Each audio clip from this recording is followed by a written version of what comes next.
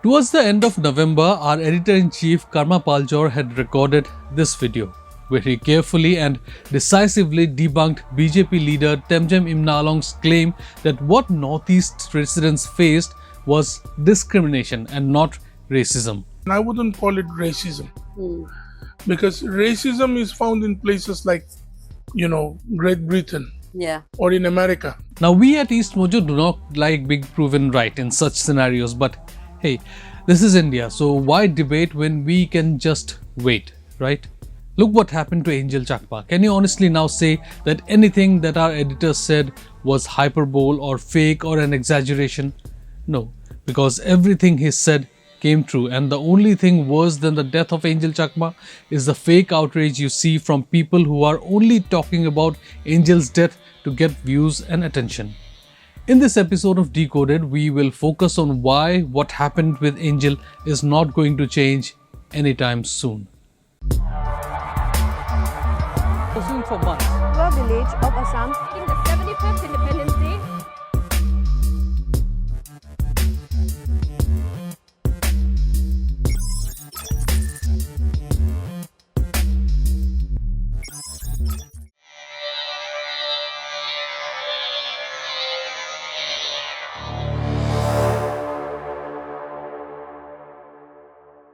In the Northeast, a secure job can change the entire family's fortunes. In a region where government jobs are scarce and private jobs even more so, having a job as security personnel can be the difference between having a promising career and facing unemployment and uncertainty.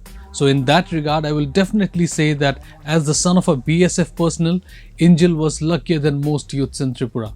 And he knew that too. He was enrolled in a university in Dehradun and had hopes of becoming independent, self-sufficient, and was ready to take up the responsibilities of his family. But unfortunately, those dreams will remain unfulfilled because on December 9, Anjel was involved in an altercation that escalated to a violent assault. He suffered grave injuries including stab wounds and severe head trauma. Following the attack, he was rushed to a hospital in Dehradun and admitted to the intensive care unit in critical condition. Despite receiving medical treatment, his injuries proved fatal and he died after several days in hospital.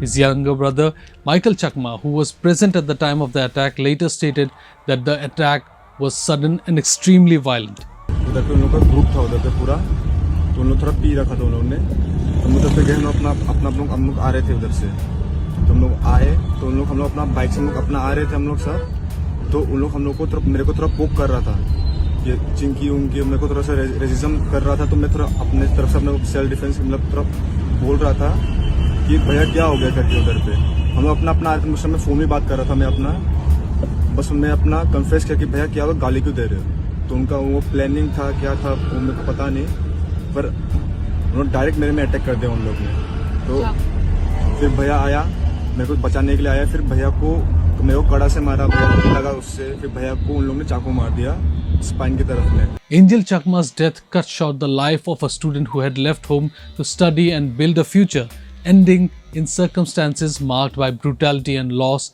rather than promise.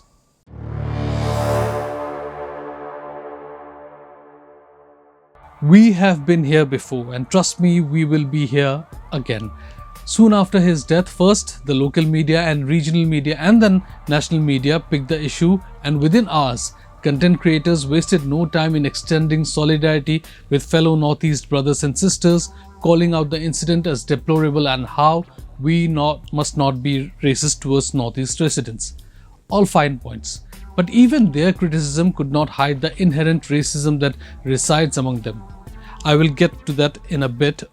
Of course, Uttarakhand CM, hardly a politically correct person, wasted no time in downplaying the incident, reducing it to a mere law and order problem. And his defense, Uttarakhand is Devbhumi. Such deplorable things do not happen here. Wow, sir, take a bow. If there was ever an example of using religion to dismiss someone's pain, this is it. And of course, when the Chief Minister says such things, what do you expect from the authorities? Reacting sharply, the All India Chakma Students Union President Drishyamuni Chakma said, invoking the idea of Devbhoomi to brush aside the killing of a Northeast student was unacceptable. He alleged that the Chief Minister's earlier assurance to Anjel Chakma's father, a serving BSF Jawan, were pretentious and meant only for public consumption, with no genuine intent to ensure justice. The student body also reiterated its demand for action against Dehradun Senior Superintendent of Police Ajay Singh, accusing him of shielding the accused and downplaying the crime.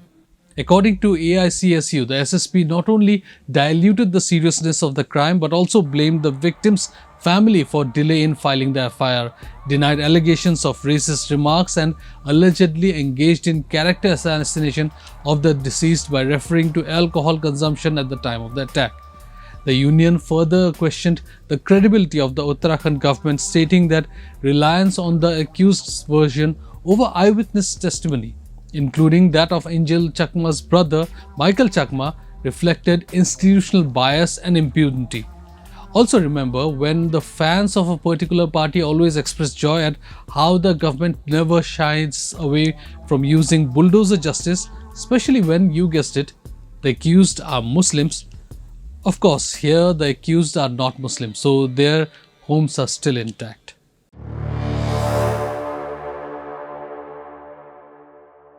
One of the most common themes across all outrage videos was that Anjel was one of us Indians and not Chinese.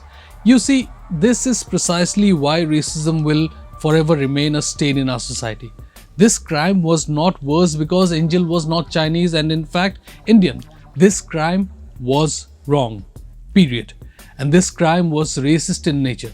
The idea that our reaction and thereby outrage should be because he was Indian misses precisely the point that Northeast residents have been making for decades.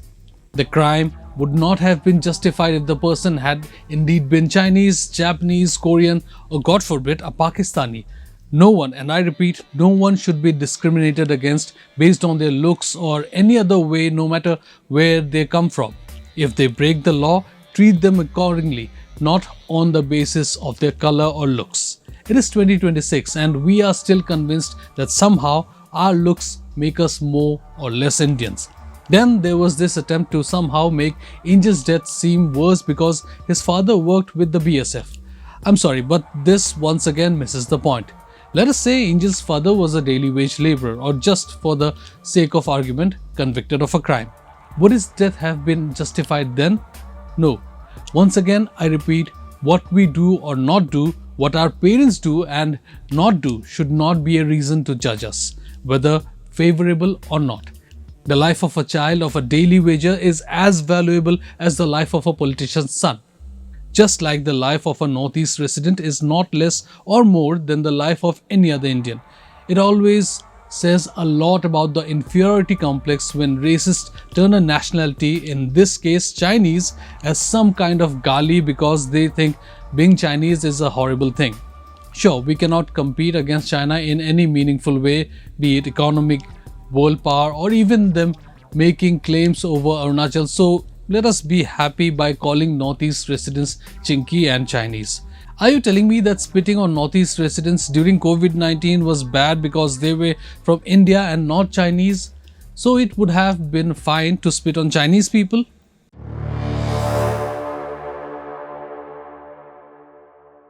I'm sorry to burst your bubble, but no amount of protests and marches and making videos is going to change the reality. For the ruling government, the Northeast is useful only when convenient. No amount of movies and TV shows will change that.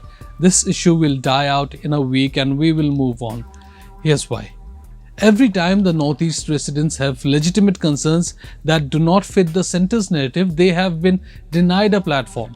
Look at Manipur, double-engine government or double-engine bulldozer. Look at Nagas protesting against AFSPA for decades or still waiting to hear about what happens after the signing of the framework agreement in 2015. 1 decade of waiting, and what do we have to show? Nothing. Look at Mizos requesting support when refugees and are still coming in by thousands. Look at Karbi people in Assam fighting for what rightfully belongs to them. Look at Tripura's indigenous people calling out biased behavior against them time and again. Even Pradyut Dev Burma is now tired. He has tried everything. Go against the BJP, go with the BJP, and yet which indigenous person in Tripura can today say that they are now better heard? I mean, it is 2026 and they still cannot get everyone to agree on the right script for Kokborok, even when indigenous people have for decades made it clear that they want to prefer English. But no, their views do not matter. 6 years ago, Meghalaya government, a government chosen by locals, approved the ILP for the state, and yet here we are. No progress made. Racism is so ingrained against the Northeast that half of these issues are not even seen as racism anymore. They are merely seen as issues that can be solved. When, where, how does not matter. This, dear viewers, is racism too. Angel's death is not a separate incident. It is just another chapter in the history of racism that people from Northeast have faced and continue to face. Remember Nido Tani or Higyo Gunte or the flight attendant from Meghalaya? For racism to end, Indians of all colors and shades and ethnicity and religion will have to shed their own prejudices. But why do that when our prejudices are our biggest source of pride?